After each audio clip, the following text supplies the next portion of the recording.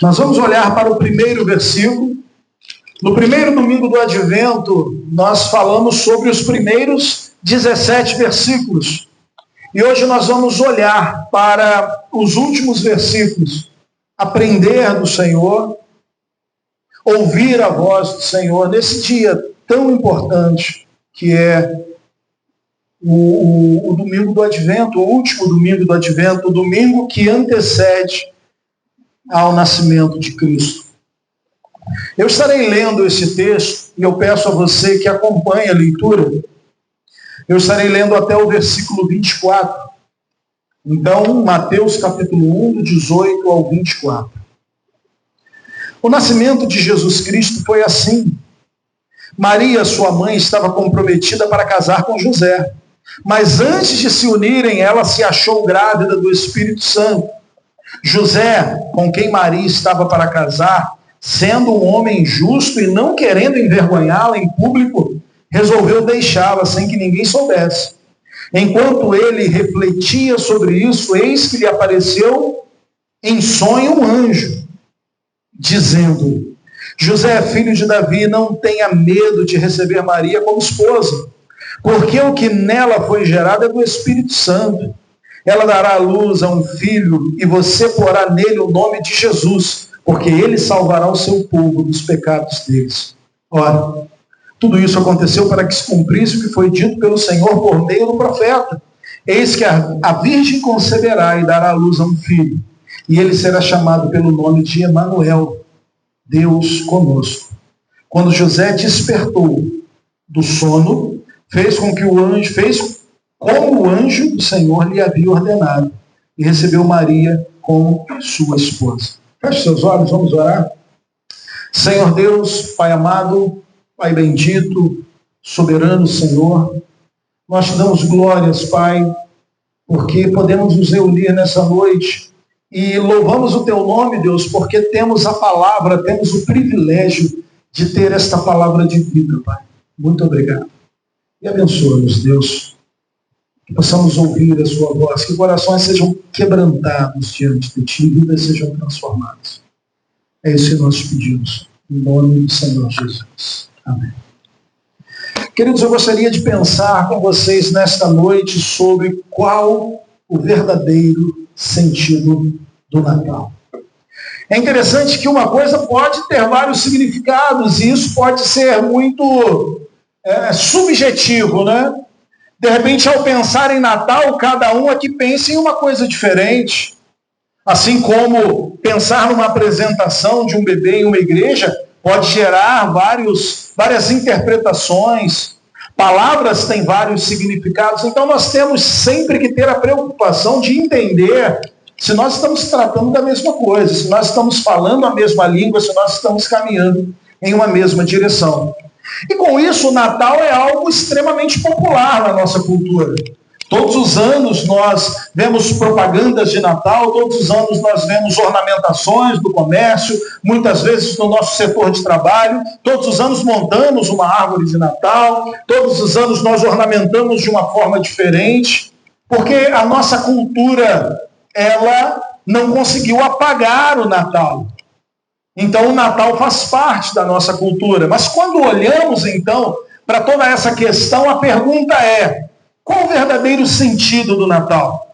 Normalmente, o Natal, ele é representado por duas realidades. São dois entendimentos. O primeiro deles é o entendimento do consumismo, de comprar. É uma época em que as pessoas compram, e elas compram muito. É uma época em que as pessoas vão se endividar e comprar e se presentear e presentear pessoas que elas gostam. Então, Natal significa, ou Natal aponta para gastar e consumir e comprar. Mas existe também um outro entendimento. Por outro lado, o Natal passou a ser uma festa que vai confundir mitos e verdades, realidade e fantasia, Alguém que em uma noite presenteia todas as crianças do mundo e fazem filmes e séries sobre essa fantasia. Isso se mistura com a ideia de Natal. E na realidade, para a cultura, isso captura o sentido e a essência do Natal, sendo agora a essência não mais a sua essência real e verdadeira, mas uma fantasia criada para entreter e até mesmo para emocionar. E nós vivemos, então, como igreja, dentro de culturas que vai, e muitas vezes, juntar essas duas visões, né? Se render à fantasia, aos mitos e também consumir e comprar. Esse é o retrato da nossa sociedade. Hoje, curiosamente, vivemos um Natal fora do seu foco principal. Muitas vezes pessoas não saberão dizer sobre o que é o Natal. Não que haja problemas, por favor, não me entendam mal. Não há problema nenhum em você comprar presentes para quem você ama. Não tem problema nenhum em você assistir filmes de Natal. A questão não é essa. Podemos sim. Mas a grande questão aqui, o grande ponto aqui, é que muitas vezes o foco se perde e Cristo, então, sai do centro de todas essas festividades, de todo esse momento de esperança e de expectativa. E então, vivemos um Natal sem Jesus. Algo que parece impossível para quem conhece a história do Natal. Mas vivemos um Natal dentro da nossa cultura sem Jesus. Propagandas, conversas, filmes, séries sobre este Natal fala sobre amor, fala sobre paz, fala sobre prosperidade, fala sobre esperança, fala sobre felicidade. Mas aquele que deu e dá sentido ao verdadeiro Natal, muitas vezes é esquecido. Então falamos do Natal como esse tempo de esperança e buscar a esperança e a felicidade e a alegria e isso e aquilo outro. E cadê Jesus? Cadê aquele que é o centro de toda essa festa, que é o centro de todo este período, este tempo, essa estação? É uma mensagem sem autor. Amor e paz, esperança buscadas em lugares errados. É um absurdo para quem conhece a verdadeira história do Natal olhar e enxergar que tantas pessoas têm vivido este tempo de um Natal sem Jesus. E vou dizer para você, a igreja não está livre desse problema que atinge a nossa sociedade. Porque, infelizmente, nós temos visto muitas comunidades que vivem um cristianismo sem Cristo. Evangélicos sem evangelho. Batismo em poder do Espírito sem Espírito. E então, um Natal sem Jesus é só mais um sintoma de todo esse problema que nós vivemos em perder o foco.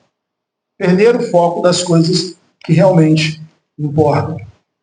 Nós cristãos não podemos nos conformar e nos entregar a essa realidade. Podemos olhar para fora e ver problemas seríssimos, mas nós temos que permanecer firmes.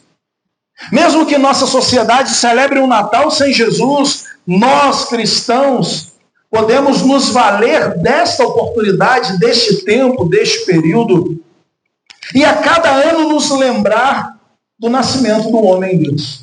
Nos lembrar do que realmente importa quando nós tratamos do Natal. A vinda do Filho do Homem, a vinda do Filho de Deus, do Cordeiro que iria tirar o pecado do mundo. Por isso o cristão, ele faz muito bem em celebrar o Natal. E a cada ano, começa o período do Natal, chegando novembro, começa então aqueles estudos de internet, que a árvore de Natal é maligna, que isso daqui é maligno, e símbolos do Natal, que o crente não deveria celebrar, deveria e deve. Por quê? Porque ele tem que ser lembrado, ele deve lembrar todos os anos o motivo, o sentido e o verdadeiro sentido deste tempo, desta estação, deste feriado. Precisamos dessas coisas. Agora, queridos, quando nós olhamos para o texto, quando nós olhamos para Mateus, nós vemos um cuidado muito, muito bonito de Mateus. Porque normalmente, quando a gente trata dos anúncios, dos anjos anunciando o nascimento de Cristo, os nossos olhos se voltam para Lucas. E Lucas é sensacional. Lucas tem os cânticos, tem o cântico de Simeão, quando ele diz, né, Senhor, pode me levar. Eu vim, eu segurei o bebê. O Senhor cumpriu, posso ir embora agora em paz. Temos o cântico de Maria, a bem-aventurada. Temos o cântico da sua prima, mãe de João Batista. Mas Mateus, ele trata de um anúncio, e esse anúncio colocado timidamente, mas ainda assim com muito a nos ensinar. O anúncio não foi feito, e Mateus enfatiza que o anúncio não feito a Maria, mas o anúncio feito a José. Porque José foi totalmente afetado, né, por toda essa questão de uma gravidez imaculada, de uma virgem que agora está grávida. E o pensamento dele, obviamente, é: eu vou abandoná-la. Não vou expor para que ela não sofra os rigores da lei, mas eu vou sair fora. Eu não consigo entender. O que está acontecendo? Nós firmamos um laço, nós firmamos uma aliança. O noivado acontecia cerca de 1 ano antes do casamento em si ser consumado, e esse período era um período de arrumar as coisas, de preparar, mas já havia aliança, já havia o compromisso, e agora Maria parece grávida, e José pensa, eu vou abandoná-la. E de repente, refletindo sobre essas coisas, o texto vai dizer, um anjo aparece. Um anjo vem anunciar algo a José. O texto ele vai nos dizer que esse anjo, ele aparece e ele diz o seguinte: ela dará à luz a um filho, ou melhor, ele diz, né, José, filho de Davi, não tenha medo de receber Maria como esposa, porque o que nela foi gerado é do Espírito Santo. Ela dará à luz a um filho, e você porá o nome nele de Jesus, porque ele salvará o seu povo dos pecados dele. Percebe o detalhe? O nome do pai de José não é Davi, o pai dele, biológico. Mas Mateus, ele traz esse detalhe. Por quê? Porque ele está mostrando para nós, leitores, que José era da linhagem de Davi. José era da linhagem de Davi. E Jesus seria o descendente, o monarca que se sentaria no trono e iria reinar para todo sempre. Então Maria agora está grávida, uma concepção milagrosa, um milagre de fato, e o anjo diz para José, receba, dê continuidade a todo o processo. Por quê? Porque você, casal, família, farão parte do cumprimento da promessa feita por Deus. Ele estava enviando, então, o Salvador. O texto ele fala sobre Jesus ser Deus, né? Olha, ele é fruto do Espírito Santo. O anjo cita o texto de Isaías, que profetizava, eis que a virgem conceberá e dará à luz a um filho, e ele será chamado pelo nome de Emanuel, Deus conosco.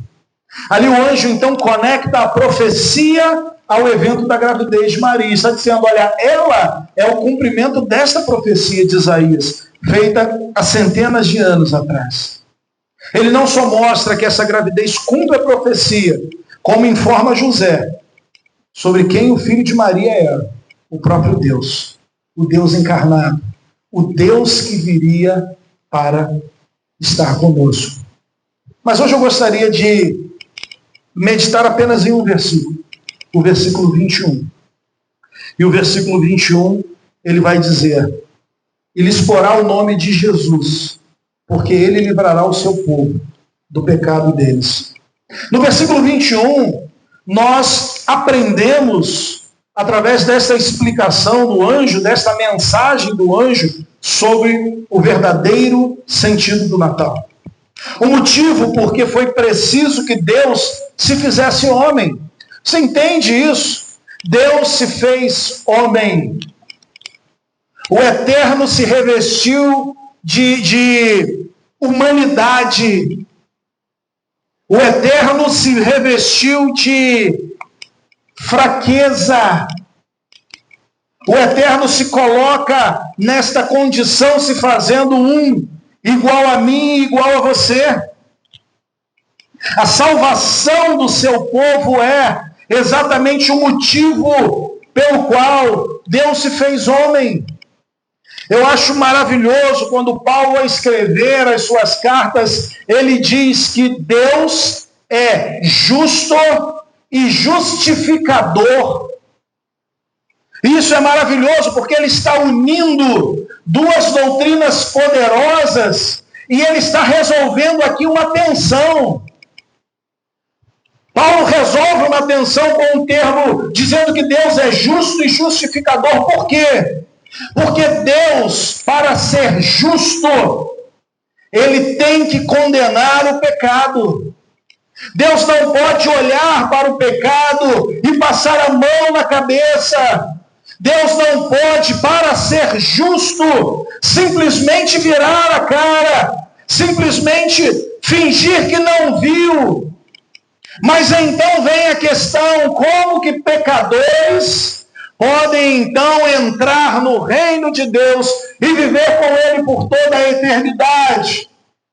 Porque este mesmo Deus justo, no desejo soberano de salvar o seu povo, e olhando para este povo e enxergando que seria impossível que este povo cego e morto em delitos e pecados pudesse encontrar o caminho para casa, na impossibilidade de um homem na humanidade se levantar e dizer: eu tenho condições de apontar o caminho para o nosso lar.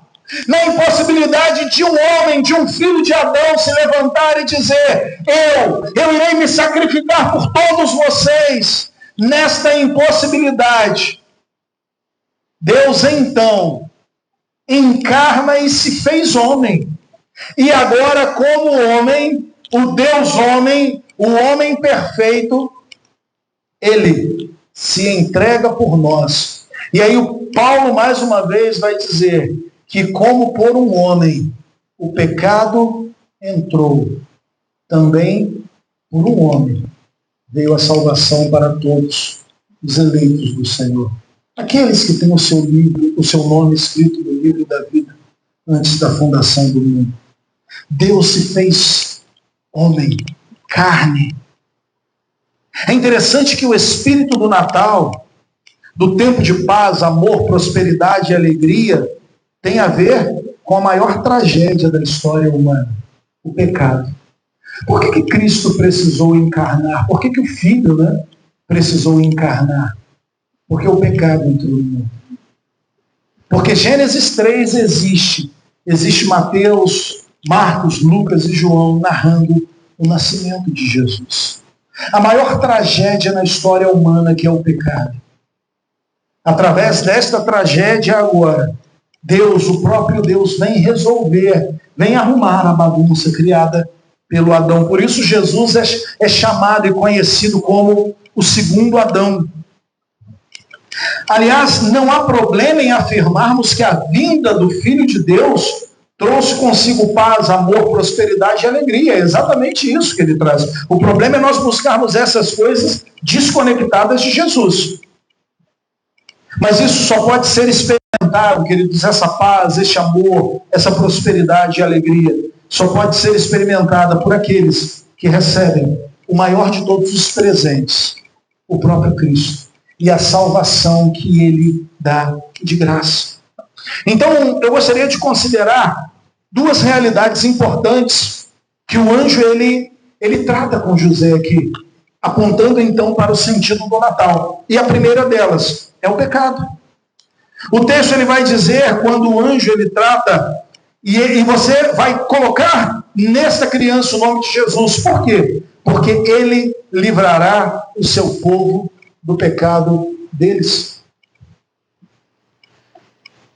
Quando nós olhamos para a palavra, nós vemos que pecado, talvez uma das traduções fiéis à palavra pecado é errar o alvo. Pecado significa errar o alvo. Historicamente, nós vemos que o pecado ele entra na humanidade através de Adão. E nós chamamos este momento, Gênesis capítulo 3, de queda. E desde então passa a fazer parte da experiência humana. Paulo diz, porque todos pecaram e destituídos estão da glória de Deus. Exemplo disso? Nós tivemos agora um exemplo disso. Nós temos aqui um bebê de 2 meses de vida. Vai fazer 3 meses ainda. E com certeza nós olhamos para ela, linda, e nós pensamos assim, é um anjinho. Olha que anjinho. Não, é uma pecadorazinha. É uma pecadorazinha que, na primeira oportunidade, fará pirraça. A primeira palavra que ela dirá é não, exatamente para afrontar os seus pais, fruto do pecado. Eu sei que a gente tem essa ideia, né, de que não são nossos filhos, são anjinhos. Não são pecadores. Pecadores que pecam sem esta consciência de pecado, mas pecadores, carentes da graça de Deus. Paulo diz, todos pecaram e destituídos estão da glória de Deus. A verdade é que a humanidade está impregnada com a corrupção do pecado. Por isso usamos o termo depravação total ou depravação radical para mostrar que todas as áreas da vida humana foram maculadas, manchadas, sujas, destruídas pelo pecado. A origem do pecado, portanto, é Adão. A origem da entrada do pecado no mundo. A origem da entrada do pecado no mundo é Adão. Só que Adão, ao pecar, transmite a todos os homens. Este pecado original agora alcança, por quê? Porque Adão é um representante de toda a humanidade. Adão ele é colocado no Éden e ele é colocado como cabeça de toda esta humanidade. Então ele se torna um representante. E ao pecar, todos pecam. Esses dias nós tratamos sobre isso, eu dei um exemplo para tentar tornar mais claro essa doutrina. Vamos imaginar que o nosso presidente, que é um representante deste povo e deste país, ele arrume briga com o presidente da Argentina, por exemplo. E então esses homens, eles brigam e eles decidem, vamos entrar em guerra. A partir daquele momento, não é apenas o presidente que está em guerra, mas toda a nossa nação está em guerra. Todos os homens e mulheres estão em guerra. Irão sofrer as consequências desta guerra, as privações desta guerra, as dores da guerra. Adão, ele como representante, ele assume então, ele transmite então o pecado para toda a humanidade. Todos pecaram e destituídos estão da glória de Deus. O ser humano perde a sua retidão original. Passa a ser inclinado para a corrupção, para o erro, para a transgressão, para a rebelião contra Deus. O homem natural, o homem que ainda não é um homem espiritual, ou homens que caminham e vivem dentro da igreja, mas que não amam a Cristo, não amam a sua palavra e não buscam o Senhor, naturalmente são inclinados. Essa inclinação, queridos, faz parte da nossa vida, é a grande batalha e luta que teremos até o final. Maculados pelo pecado. O resultado, então, do pecado é a separação de Deus. O homem peca e ao pecar ele se separa de Deus. Há agora um abismo, há uma deformidade na imagem de Deus. Lembra em Gênesis capítulo 2? O homem é criado à imagem de Deus. Ele foi feito para refletir esta imagem. Mas a partir do pecado, então, esta imagem é desfigurada. A imagem permanece lá, desfigurada por conta do pecado, mas restaurada quando o homem se encontra com Cristo. A incapacidade de cumprir o propósito para o qual fomos criados, e que propósito é esse? Glorificar a Deus em todas as coisas, é uma realidade neste mundo de pecado. Não conseguimos glorificar a Deus pelas nossas próprias forças. Não conseguimos glorificar a Deus, não conseguimos permanecer de pé pela nossa perseverança. Quantas vezes saímos de um culto dizendo, não, a partir de agora vai ser diferente. A partir de agora eu vou me posicionar. A partir de agora é Bíblia, oração. Eu vou me tornar um homem espiritual. E antes da quinta-feira a gente já tropeçou, caiu. Por quê? Porque nós não vamos conseguir pelas nossas próprias forças. O pecado está ali, trabalhando e tentando assumir o controle a todo tempo. O pecado nos puxa para a direção contrária. Ele enfeiou, tornou feia a humanidade e toda a criação. E essa é a enorme maldição do pecado. O alcance deste pecado, então, é todos os homens. Todos os homens se tornam, então, corruptos, manchados. Ele nasce com o seu coração contrário à vontade de Deus e separado de Cristo. É filho da ira e da desobediência, tendo como salário, tendo como retribuição, tendo como recompensa a morte. E é claro que esse cenário é todo muito feio. E é claro que esse cenário é todo muito distoante de toda a história do Natal, de paz, prosperidade, alegria. Mas você entende que as boas notícias, elas realmente se tornam boas quando a gente entende a má notícia. E como esta boa notícia responde a esta má notícia. Falar sobre graça, falar sobre Natal, falar sobre salvação, é preciso que antes nós falemos da feiura do pecado, que atinge todos nós. Falemos da maldição do pecado.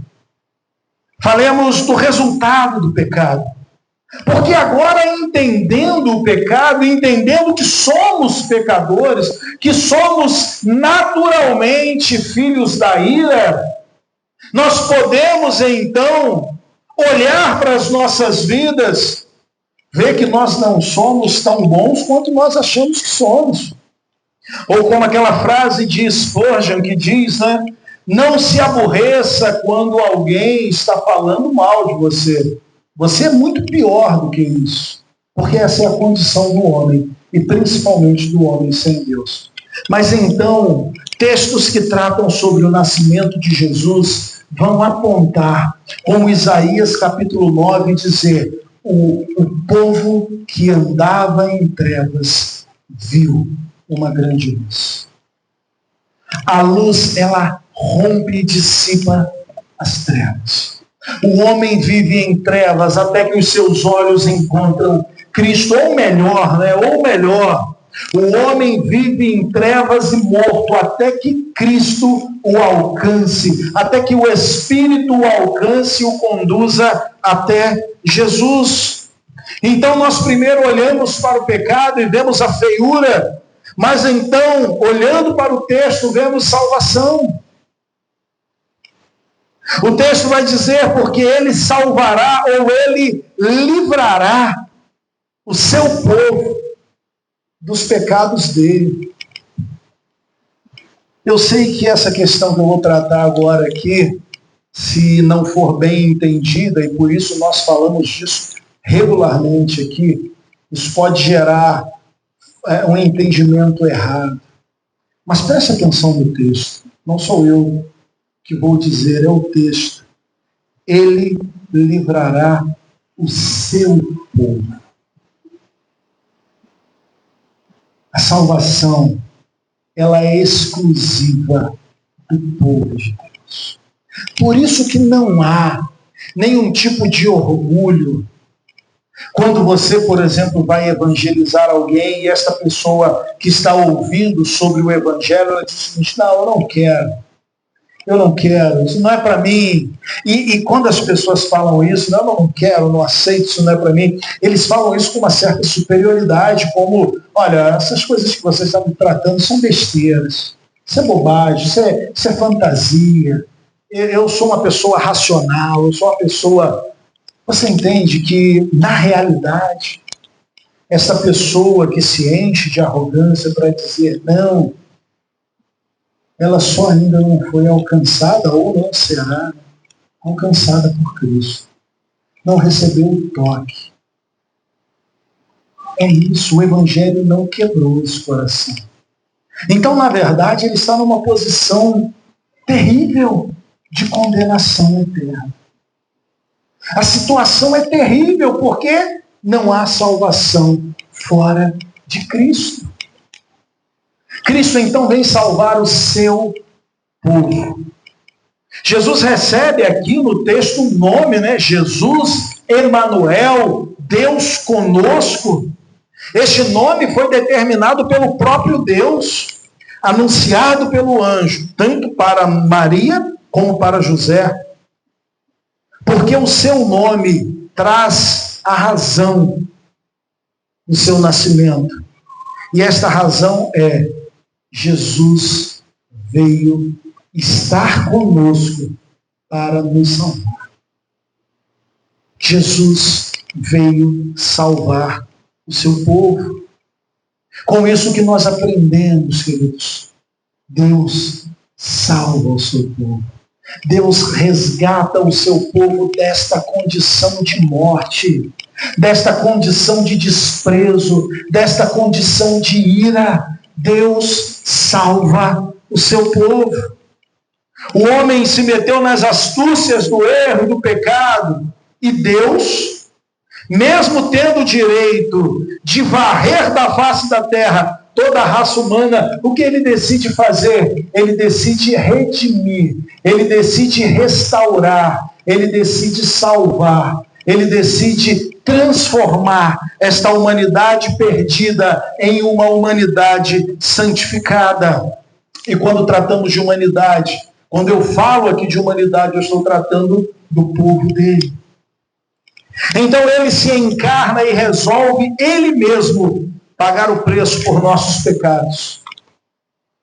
Ele paga o preço do pecado. E qual o preço do pecado? Qual o salário do pecado? Morte. Então ele morre, pagando então o preço pelo nosso erro. Vicário, né? Sacrifício vicário. Vicário é substitutivo. Jesus nos tira desta sentença, de receber essa sentença e sofrer essa sentença, e se coloca em nosso lugar. Nós só celebramos o Natal porque ele representa a morte do Filho de Deus. O Natal aponta para a Páscoa. A manjedoura aponta para a cruz. E nós estamos celebrando o Natal porque Cristo morreu pelos nossos pecados naquela cruz. E ao morrer pelos nossos pecados nos deu vida. E agora, tendo vida nele, nós celebramos a sua primeira vida, o seu nascimento, dizemos: Deus, muito obrigado, porque eu estava perdido, porque eu estava morto em delitos e pecados, mas o Senhor me resgatou. Por sua providência, por seu amor, por sua graça. Há um aspecto sombrio no nascimento de Jesus. Ele nasce para morrer. Ele veio para morrer, para ser o sacrifício oferecido a Deus como meio de propiciar, de apaziguar a ira de Deus e apagar os pecados do seu povo. Existe um poeta brasileiro chamado Mário Quintana, e ele fala sobre a morte o seguinte: minha morte nasceu quando eu nasci, despertou, balbuciou, cresceu comigo, e dançamos de roda ao luar. Tu que és minha doce prometida, nem sei quando será a nossa boda, se hoje mesmo ou no fim de uma longa vida. Mário Quintana diz: a morte, a nossa morte, nasce junto com a gente. E não sabemos o dia nem a hora, mas sabemos que um dia essa boda irá acontecer. Este encontro irá se concretizar. Talvez hoje, talvez no final de uma longa vida. Mas o fato é, e aí é onde entra não a morbidez ou a tristeza, entra não esse aspecto sombrio do poema de Quintana, mas entra o triunfo e a alegria, porque a morte não é mais um terror para todos aqueles que foram alcançados por Cristo.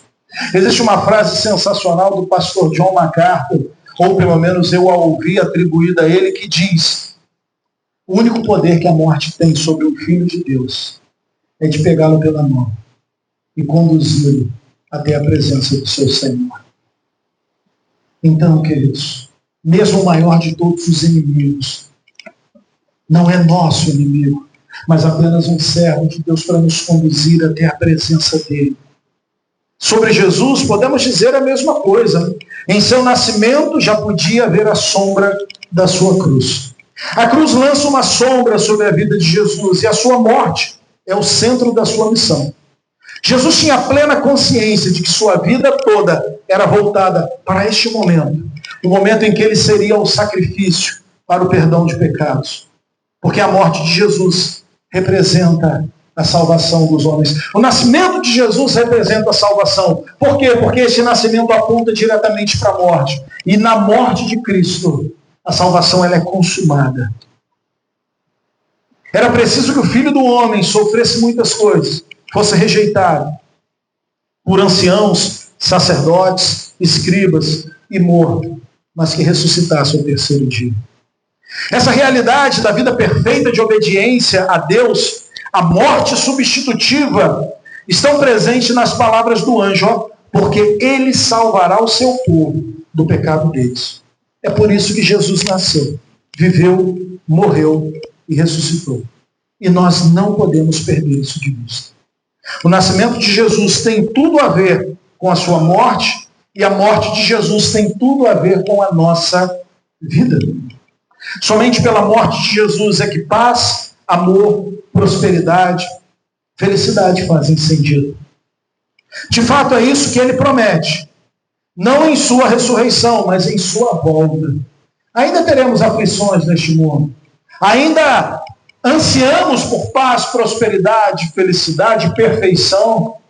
E não vamos encontrar perfeitamente essas coisas nesta terra. Mas então nós nos agarramos a um dos últimos versículos da Bíblia que diz: ele enxugará dos olhos toda a lágrima. É interessante que o termo que João vai utilizar quando ele escreve que ele enxugará, a palavra enxugará, ali aponta para Cristo enxugando de uma vez por todas, definitivamente, toda lágrima. E João então está dizendo: olha, aqueles que celebram o nascimento de Cristo, aqueles que são alcançados pelo seu sacrifício, aqueles que vivem diante da sua presença, aqueles que irão se encontrar com ele no dia final, terão as suas lágrimas enxugadas de uma vez por todas, porque não haverá mais motivo para choro quando estivermos na presença de Cristo. O shalom de Deus, a paz de Deus será estabelecida para sempre na volta de Jesus, quando ele trouxer juízo sobre todos quanto não experimentaram a salvação que ele veio trazer. Isso deve nos preocupar. Haverá paz, prosperidade e alegria no dia final. E haverá juízo também sobre aqueles que viraram as costas para Cristo. Que Deus nos ajude, queridos, a compreender que o nascimento de Jesus é o cumprimento, é o começo, do cumprimento da promessa de redenção e salvação. Que Deus nos ajude a entender que a mensagem de fé e arrependimento que ele trouxe na inauguração do seu reino, ela foi pregada porque ele um dia nasceu e encarnou, se tornando então o Deus homem. Que ele nos dê graça para que possamos valorizar o enorme sacrifício que representou sua encarnação. Quando nós olhamos para a cruz, nós vemos que o sacrifício foi tremendo. Quando nós olhamos para a manjedoura também, queridos. Ele deixou a sua glória. Ele deixa a sua glória. Ele abre mão dessa glória.